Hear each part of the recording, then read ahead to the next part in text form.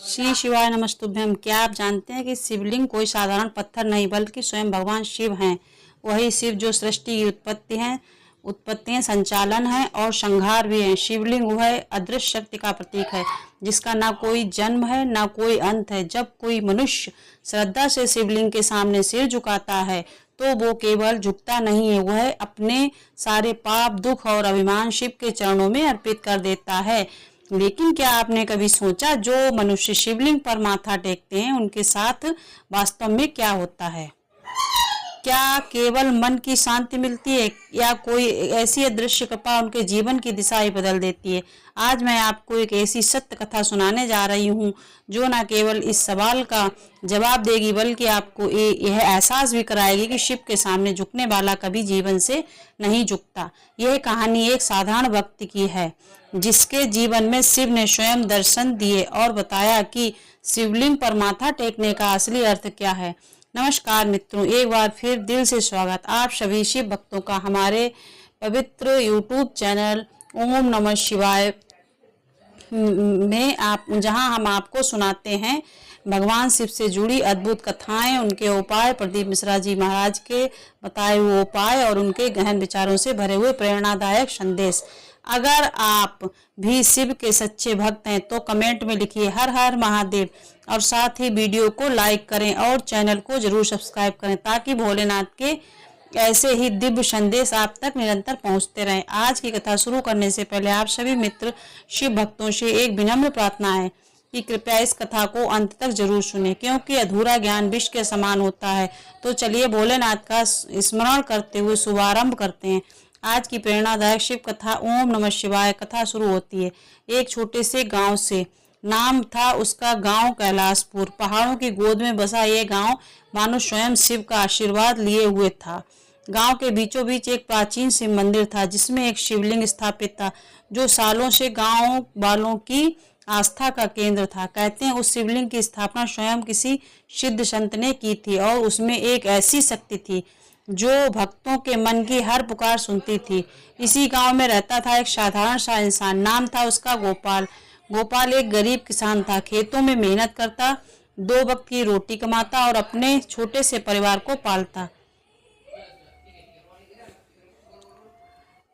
पालता। उसकी पत्नी सावित्री और 2 छोटे बच्चे थे, राधा और श्याम। गोपाल का जीवन सादा था लेकिन दुखों का बोझ उस पर भारी था। कभी सूखा, कभी बाढ़, कभी फसल की बर्बादी, मानो हर साल कोई नई मुसीबत उसका इम्तिहान लेने आती। लेकिन गोपाल में एक बात थी जो उसे सबसे अलग बनाती थी, उसकी अटूट भक्ति। हर सुबह सूरज उगने से पहले गोपाल उस शिव मंदिर में जाता, शिवलिंग पर जल चढ़ाता, बेल पत्र अर्पित करता और सिर झुकाकर अपनी प्रार्थना करता।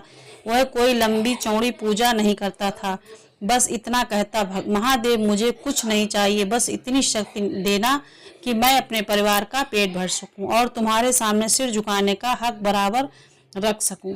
लेकिन कहते हैं ना, जब भक्त की भक्ति सच्ची होती है तो उसका इम्तिहान भी बड़ा होता है। एक साल कैलाशपुर में भयंकर सूखा पड़ा, नदियां सूख गईं, खेत बंजर हो गए, गोपाल की फसल पूरी तरह बर्बाद हो गई, घर में अनाज का एक दाना भी नहीं बचा। सावित्री और बच्चे भूख से बिलखने लगे। गोपाल ने गांव में काम ढूंढने की कोशिश की लेकिन हर तरफ हाहाकार मचा था, कोई मदद करने को तैयार नहीं था। एक रात जब बच्चे भूख से रोते रोते सो गए, सावित्री ने गोपाल से कहा, तुम हर दिन मंदिर जाते हो, हर शिवलिंग पर जल चढ़ाते हो, फिर हमारा यह हाल क्यों? क्या तुम्हारे महादेव हमारी पुकार नहीं सुनते? गोपाल जी की आंखें नम हो गईं। वह कुछ नहीं बोला, बस चुपचाप मंदिर की ओर चल पड़ा। रात का सन्नाटा था, आसमान में चांद की किरणें शिवलिंग पर पड़ रही थीं। गोपाल ने शिवलिंग के सामने सिर झुकाया और कहा, हे महादेव, मैंने कभी तुमसे कुछ नहीं मांगा लेकिन आज मेरे बच्चों की भूख मुझे तोड़ रही। अगर तुम मेरी पुकार नहीं सुनोगे तो मैं किसके सामने हाथ फैलाऊं? उस रात गोपाल मंदिर में ही सो गया, शिवलिंग के सामने अपनी पीड़ा को अर्पित करके। उसी रात गोपाल को एक स्वप्न आया।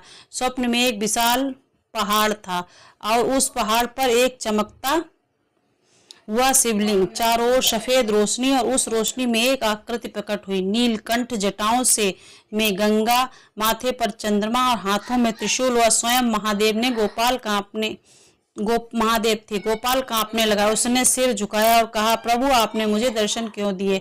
महादेव की गहरी आवाज गूंजी, गोपाल तुम हर दिन मेरे सामने सिर झुकाते हो, क्या तुम जानते हो उसका अर्थ क्या है? गोपाल चुप रहा। महादेव ने कहा, जो मनुष्य शिवलिंग पर माथा टेकता है वह केवल मेरे सामने नहीं झुकता, वह अपने अहंकार को झुकाता है, वह अपने दुखों को मेरे हवाले करता है और जब वह उठता है तो मेरी शक्ति उसके साथ उठती है। तुमने कभी मुझसे कुछ नहीं मांगा गोपाल, लेकिन तुम्हारी भक्ति ने मुझे बुलाया।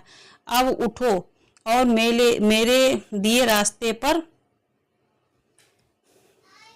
नहीं मांगा, लेकिन तुम्हारी भक्ति ने मुझे बुलाया। अब उठो और मेरे दिए रास्ते पर चलो। महादेव ने गोपाल को एक रास्ता दिखाया।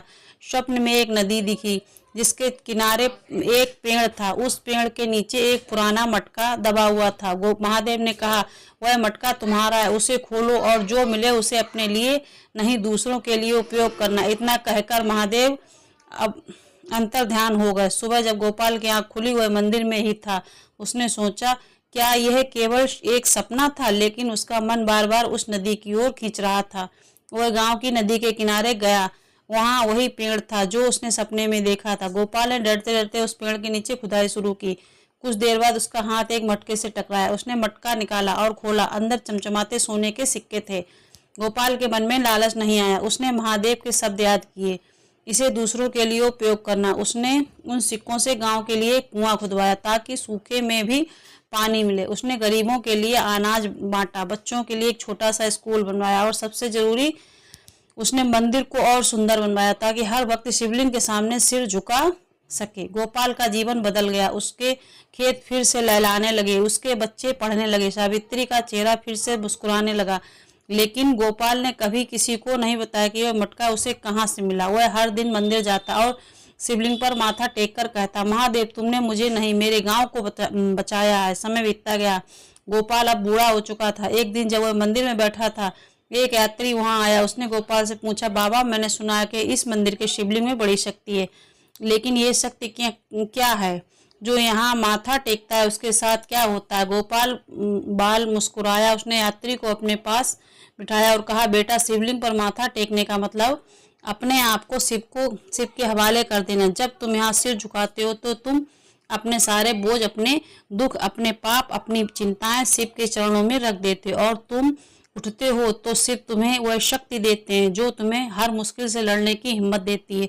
शिवलिंग कोई पत्थर नहीं है, ये उस विश्वास का प्रतीक है जो तुम्हें बताता है कि तुम अकेले नहीं हो, महादेव तुम्हारे साथ हैं। उस यात्री की आंखें नम हो गई। उसने शिवलिंग पर माथा टेका और गोपाल से कहा, बाबा आपने मुझे आज ये सत्य बता दिया जो मैं सालों से ढूंढ रहा था। गोपाल ने बस इतना कहा, मैंने कुछ नहीं बताया बेटा, ये सब महादेव की कृपा है। तो दोस्तों, यह थी गोपाल की कहानी। एक साधारण भक्त जिसने शिवलिंग पर माथा टेका और शिव ने उसे न केवल दर्शन दिए बल्कि जीवन का असली मूल समझाया। शिवलिंग पर माथा टेकने का मतलब अपने अहंकार को त्याग देना, अपने दुखों को सुख के शिव के हवाले कर देना। और जब आप ऐसा करते हैं तो शिव आपकी हर पुकार सुनते हैं।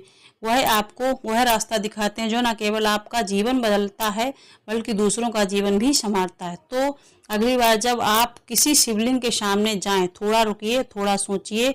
आप केवल एक पत्थर के सामने नहीं झुक रहे हैं, आप उस शक्ति के सामने झुक रहे हैं जो सृष्टि को चलाती है। और जब आप उठेंगे तो आपके साथ उठेगी शिव की कृपा। तो मित्रों, यही आज की अद्भुत और प्रेरणादायक शिव कथा है।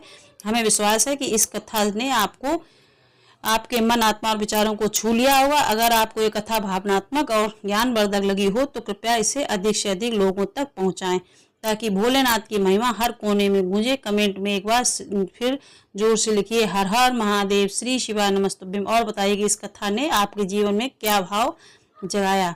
हमारे चैनल ओम नमः शिवाय को सब्सक्राइब करना ना भूलें, क्योंकि ये कथा हर एक नई सीख, एक नई रोशनी लेकर आती है। शिव की कृपा आप पर सदैव बनी रहे। अगली कथा में फिर मिलेंगे। भोलेनाथ की महिमा होगी तो, कृपा होगी तो। हर हर महादेव, श्री शिवाय नमस्तुभ्यम।